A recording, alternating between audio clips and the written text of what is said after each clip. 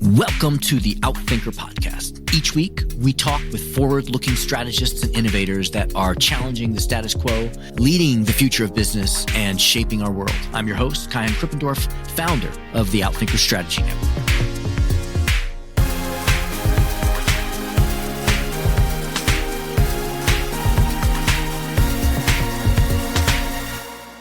John Mullins is an associate professor of management practice at the London Business School, where I spent about a year studying. He earned his MBA at the Stanford Graduate School of Business and his Ph.D. at the University of Minnesota. He's an award-winning teacher and scholar and one of the world's foremost thought leaders in entrepreneurship. John brings to his teaching and research 20 years of executive experience in high-growth retail firms, including The Gap, including 2 ventures he founded and 1 he took public. Since becoming an entrepreneurship professor in 1992, John has published 5 books, dozens of cases, and more than 50 articles in a variety of outlets, including Harvard Business Review, MIT Sloan Management Review, The Wall Street Journal, and others. His research has won national and international awards, and he is a frequent and sought-after speaker and educator for audiences in entrepreneurship and venture capital. John has authored and co-authored 3 widely recognized books: The Business Road Test, What Entrepreneurs and Executives Should Do Before Launching a Lean Startup,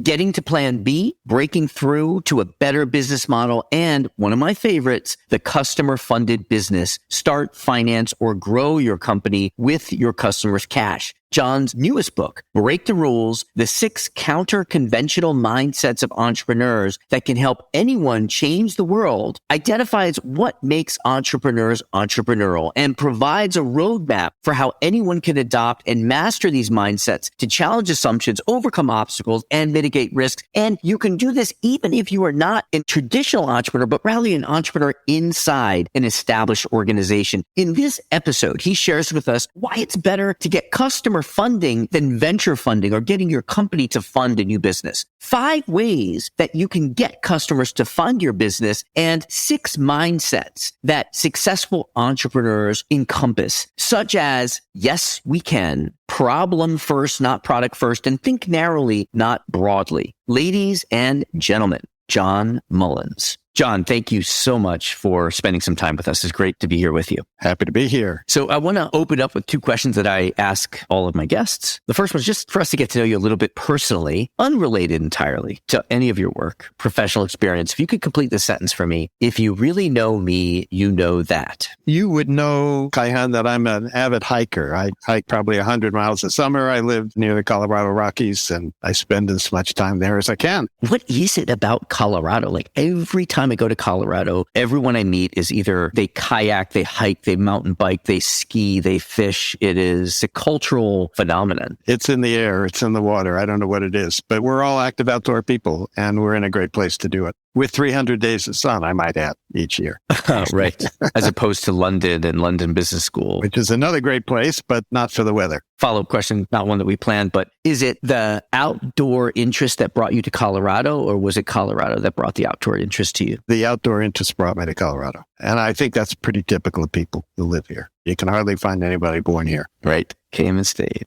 So the topic of this podcast is strategy, and certainly what you write about is a lot to do with strategy, but it's also entrepreneurship and other things. But what's your definition of strategy? For me, strategy is something pretty simple. It's a plan of action that's intended to achieve some set of goals within a specific period of time. Great. Perfect. Tell us a little bit about how you got to where you are. And we're going to get into what your work is, but what drove you? Because you had this career as both an executive and an entrepreneur in retail, and then you decided to step into thought leadership and academia. What motivated you to do that? I think a couple things motivated that. One was that I'd been in the retailing industry for 20 years, and anybody who's been around retail long enough knows that 20 years is probably enough in that brutal industry. So I think that was part of it. But the second part was I was in my 40s, and when you get to your 40s, you think about, gee, should I do something different? So I think it was just time to do that. And I'd always played around with words in my career, whether it was writing training programs or writing ads or thinking about words. I love to write, always have loved to write. And I'd always loved teaching people how to do their jobs better. And so I said, what kind of career can I have where I get to write and I get to teach? Well, that looks like maybe being a professor. I called the people who were running the marketing departments at 3 Denver area universities where I was living. And I said, I'm thinking about a career change. Could I try my hand at teaching marketing 101 maybe? Turned out all 3 of them said yes. So I was teaching the same marketing 101 course on 3 different campuses to 3 different audiences in 3 different ways, all at the same time. And it was a hoot. I had a great time, and it turned out I was pretty good at it. So I said, yeah, I think I'll do this. And then I went back to school to get a Ph.D., which is what I thought I needed to do if I was going to really do it right. And it's been great. That's amazing. So then you went to London Business School, and there was, as I understand it, you don't get to London Business School, which is one of the top business schools in the country, saying, oh, I just like teaching. There's got to be a topic that you are uniquely known for. As I understand it, you wrote an article that some London Business School professors knew about, and they knew you, and so they gave you an opportunity to teach there temporarily, at least, and then you became a permanent professor there. What was that topic? What was the article? I majored in math as an undergraduate, and I love numbers, and I love to use numbers, and I think numbers are in many ways the language of business. And one of the things I've always had a good sense for is how to use numbers and how to help other people understand how to use numbers to make sense of what's going on in a business. I had written an early version of an article that ended up being an HBR article a couple of years later called How Fast Can Your Company Afford to Grow? And it took a bunch of working capital metrics. And by looking at your gross margins and your receivables days and your creditors days and so on, you could figure out how fast your company could afford to grow without needing any external capital. And that was a pretty interesting idea at the time. And that got me noticed by LBS. And then when that got published in HBR, LBS liked that and said, well, gee, John, maybe there's more you could do here. And by then I was working on my first book, and that got published in London. And, one thing leads to another, Kian. If you do good work, you get to do more of it. Yes, yes. What I think is fascinating about your work, I can't put my finger on it. There seems to be a common theme or genre, but each of your books have such different and counterintuitive messages. 2 of the ones that I most appreciate, and, I mentioned the books in my introduction, are Getting to Plan B and the customer-funded enterprise. Before we get into your newest book, which is a topic that I'm hugely passionate about, Break the Rules, could you talk to us about what you mean by getting to Plan B? So I worked on that book in 2007 and 8, and it was published in 2009. And if you think back to those days in the entrepreneurship world and even in the corporate world, it seemed like the phrase business model was on everybody's lips in every other sense. But I didn't think anybody actually knew what they were talking about when they used those words. And I thought that it meant different things to everybody who said it. And I said, I want to get to the bottom of this phrase and see if we can't help get some clarity around it. And a good friend of mine at Stanford, Tom Byers, invited me to spend a few weeks at Stanford, gave me an office and opened his Rolodex. And I talked to lots of people in California and elsewhere in the world. And on that journey, I talked to Randy Commissar, who's a partner at Kleiner Perkins. He'd been thinking about the same issue, interestingly enough. But he'd been thinking about it from a process perspective. So how do you move along from the idea that you have at the beginning to start a new venture, let's call that plan A, to what actually ends up working? And we know empirically that most of the time plan A doesn't work. It's something else that works. So he'd been thinking about the process, and I'd been thinking about sort of the economic structure, the revenue model and the operating model and the working capital model and the investment model and how they all come together. And if you create a holistic set of these building blocks, you end up with a business model that can really, really grow fast. And of course, that's the holy grail for many entrepreneurs. So that's kind of how it happened. I saw a problem and I said, okay, I'm going to study this problem and maybe it'll turn into a book.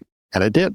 Yeah, it's fascinating. I'm making a connection as you're speaking now between that book and your following book, because I guess there are several complications. One of them is your willingness to give up plan A and shift to plan B. I think there's one story, maybe if you don't mind sharing it, that I heard you give at a speech that I attended about a team of people who created a company building boats in order to charter them. And that was the wrong business. It's a great story. Yeah.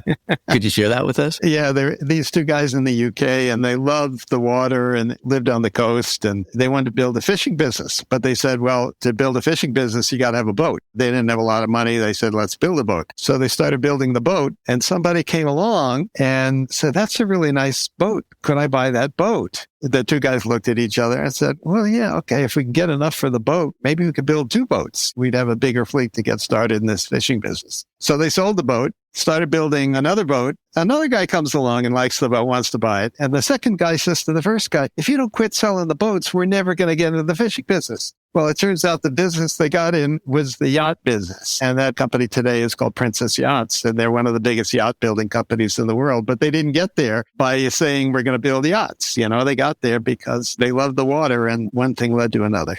Happens all the time. Yeah, I love that. I love that. And so I can see there are all kinds of mental flexibility issues, but then there are also these financial barriers. And I think in your next book, my understanding of it is, remember you sharing a statistic that companies that raise a lot of money early on, Series A, don't do very well. Yes. That's right. Yeah. Yeah. Can you walk us through that? Yeah. So in the process of writing Getting to Plan B with Randy, we told the story of Costco. Most of your listeners will know Costco. It's the only store I know in the world where you have to pay to shop in the store. What a ridiculous idea, right? We have to pay to shop in the store. Well, it turns out when we studied Costco, 2/3 of their operating profit year in and year out is our membership fees. Your $60 and my $60 added up. 2/3 of the profit is just those fees. 2/3. So that means they can really run the retail business pretty close to break even. Well, how the hell can Target or Marks and Spencer in the UK, how the hell do you compete with that? So as I thought about that, I said, man, this is really phenomenal. I wonder if I ought to dig further into this idea of getting the customers' money to really fund your business. So another thing about Costco is the day they open a new store, they generate enough cash to open 3 more stores. Where do they generate that money from? From new memberships? From membership fees and the margins they create on day one. It's an unbelievable cash machine. So I said, I want to study this more. And that's what led to the customer funded business, because it turns out there are 5 ways to customer fund a business, one of which is pay in advance. That's what Costco has us do.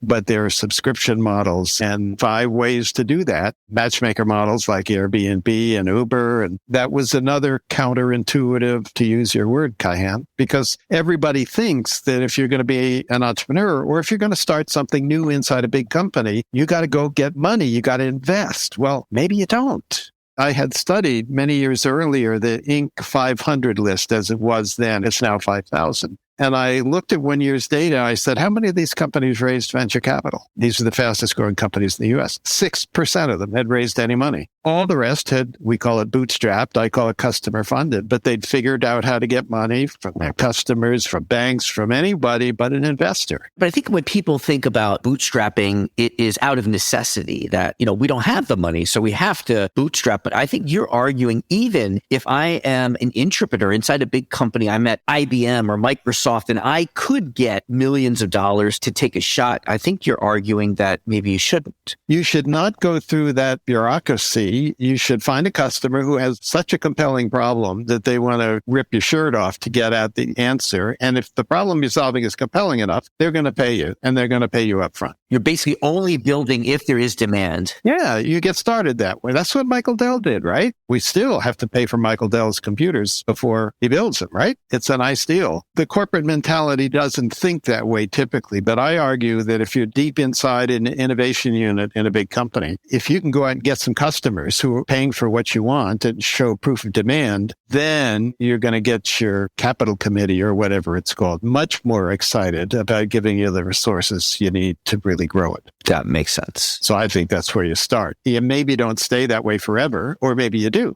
Michael Dell did. Steve Jobs did not. They both did just fine. Thank you. Right? Right. I forget who it was that said the market should pull the product from the company. Both of these have extraordinary implications, but you do say that your new book, Break the Rules, of your 4 bestsellers, is the most important book. Yeah, I think so. Why do you say that? I think it's important because it's really the first book I've written to reach a wider audience. So my first 3 books were all targeted at entrepreneurs and aspiring entrepreneurs, and maybe to some extent the investors who back entrepreneurs. And they were widely read by that community, but they weren't intended for, nor I think were they read very much by people in large companies. But Break the Rules is different. So Break the Rules is an outgrowth of the 20 years of research I've done into what makes entrepreneurs tick, basically. And I've discovered that what makes them tick are the mindsets they have. And a mindset is the attitude or the mental disposition that you have that predetermines how you act when something around you happens, a circumstance or an opportunity that comes your way. And you have this mindset and you go,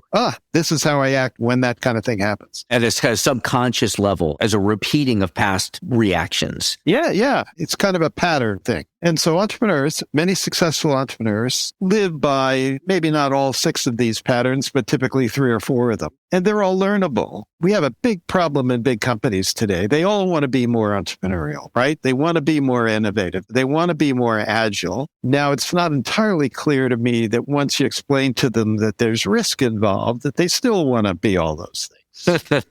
Right. Set that aside. There's really a need to get beyond the sort of conventional rules that have governed these slow-growing big companies for so many years and set them aside and react to opportunities that come your way the way entrepreneurs would rather than the way a big company would. So I think this book's important because it reaches that audience. Yes, and the percentage of people who work within large companies is much larger than work within small companies, let alone that are entrepreneurs. And from what I've seen, if you look across like a multi-decade time frame, actually more and more people are working inside large companies. The entrepreneurial rates over the long term have been in slow decline. I don't know if you can briefly describe the 6 mindsets or if you can point out a couple of them that we should be particularly aware of. Yeah, they're really quite straightforward. The first is what I call yes, we can. So in a big company, we're taught to stick to our knitting and build on our core competencies. And if somebody asks you for something that's outside that, you're supposed to say, no, we don't do that. But entrepreneurs, if they see a real opportunity, they go, oh, yeah, I can do that. And then they go back to their office or garage and say, holy cow, how the hell am I going to deliver on that? And they figure that out. But their initial response is, yes, we can, to a customer who wants to do something outside the norm.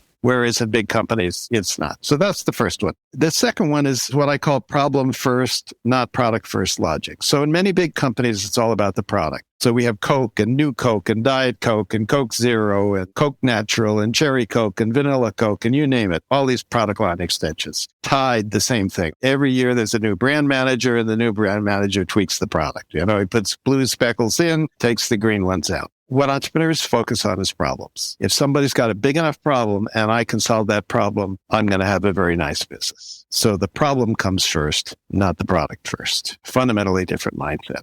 Third one is thinking narrowly, not broadly. So in a big company, typically, if you want to do something new, introduce a new product or reach out to serve a new market, you've got to build a business plan and make a pitch to whoever it is that has the money and show how this thing we're going to do is going to move the needle. Well, entrepreneurs don't worry about moving the needle, at least not at the beginning. Phil Knight, when he started Nike, had a target market of elite distance runners who could pretty much run a 4-minute mile. Now, how big is that target market, right? Almost nobody can run a 4-minute mile. And it took 5 years before he could quit his day job and devote full time to the business. But we all know what happened at Nike. Once they started winning medals, then every runner wanted to wear Nike shoes. And once they learned what they learned about importing shoes and designing shoes and getting athletes to endorse shoes, they said, well, could we do this in basketball? Michael Jordan. Could we do it in tennis? John McEnroe. So thinking narrowly at the outset without regard to the size of the target market might take you in a very interesting place. You already thought about this. Obviously, I just want to call it out for our listeners is that it's harder to do that in a large enterprise because you're comparing your business against a much bigger business. You have a bigger needle to move in order to keep attention. Yeah, there's a little product known as Nespresso that is today the fastest growing part of Nestle's entire business. And that was started with an extremely narrow target market. And it took a long time to get there. But is Nestle happy that it's got that business today? Absolutely, they are. So those are 4. The 5th one is beg or borrow stuff. Don't steal it, please. But in a big company, typically the mindset is, okay, I want to start this new thing. Well, I need this much money to do it. I've got to build a factory or build a kitchen if you're in retail or food service or whatever. Entrepreneurs don't think that way. Entrepreneurs know that most of the time plan A isn't going to work. And so why would you invest a lot of money in plan A if it's highly uncertain? Wouldn't it be better to borrow what you need to test plan A? And then if it works, well, then you build it. But don't build it first. So in one of my startups many years ago, we needed a commercial kitchen in which we were going to make fresh pasta. Well, you could build that kitchen, but we said, we don't need to build a commercial kitchen. Let's find somebody in Metro Denver who's got a kitchen that's not busy at night and let us borrow it. So that's what we did for the first year and a half until we proved the concept. And once we had proven the concept, we said, okay, now it's time to build a commercial kitchen. And then the last one is one that big companies really can't do. Entrepreneurs don't ask permission to do stuff. They just do it. So Travis Kalanick and Garrett Camp started Uber. They didn't ask in San Francisco, gee, could we start this different kind of ride business? They just did it. And had they asked, we probably would not have Uber today. But in big companies, you can't do that because you can't go down a road where the laws or the regulations are legally ambiguous because somebody might go to jail. So that's the only one of the 6 mindsets that maybe in a big company you can't do that one. But the other 5, you can do all of them. Because you have the core business that could be threatened if you do something that proves to be too far ahead of regulation. I know our listeners are taking notes, and I took notes. I'm missing one. I got, yes, we can. Problem first. Think narrowly, not broadly. I'm missing one somewhere here. Make or borrow, and don't ask permission. I didn't talk about asking for the cash and writing the float. So you get your customer to pay you up front. That's the Costco story. So we pay Costco $50 or whatever it is now before they let us shop in the store. Michael Dell wants money for the computer before he builds the computer. If you can get the money up front, you don't need capital to start something inside a big company. You can get a good start by getting your customers to fund it. And by the way, if your customers don't want to fund the new thing you want to start, that's probably really good information to have now. Yeah, so let's move on to plan B and plan C. That's great. Oh my gosh. I have so many other questions, so much more we could cover, but I know we've reached the top of our time with you. Any last minute thing that you want to share that you didn't get to say? I'm just excited to see if we can build a new generation of people in big companies that learn how to think more entrepreneurially. And I think 5 of these mindsets are entirely welcome inside large companies. I suspect the leaders of those companies would wish that their people would think this way some of the time. So I think there's real potential to ramp up the pace at which businesses grow today. And Lord knows we need it because growing companies are the ones that create the jobs. And if you're only growing at a snail's pace and you're replacing people with capital all the time, as big companies often do, that's maybe not good for the society. So I think we need this kind of thinking in big companies, and hopefully Break the Rules will make some small contribution to making that happen. We shall see. I'm sure it will. I love that you took something that seemed very amorphous, a kind of out of reach, innate, born with it character, and been able to break it down to 6 things that we can all, as you say, we can all learn. We don't have to be born with. That's exactly right. We can all learn them. Well, John, thank you so much for the work that you do and for taking the time to share it with us. Thank you for being here. Nice talking with you, Kaihan. Thanks for what you do. Thank you to our guests. Thank you to our producers, Karina Reyes and Zach Ness, our editor, and the rest of the team. If you like what you heard, please follow, download, and subscribe. I'm your host, Kaihan Krippendorf. Thank you for listening. We'll catch you next week with another episode of Outthinkers.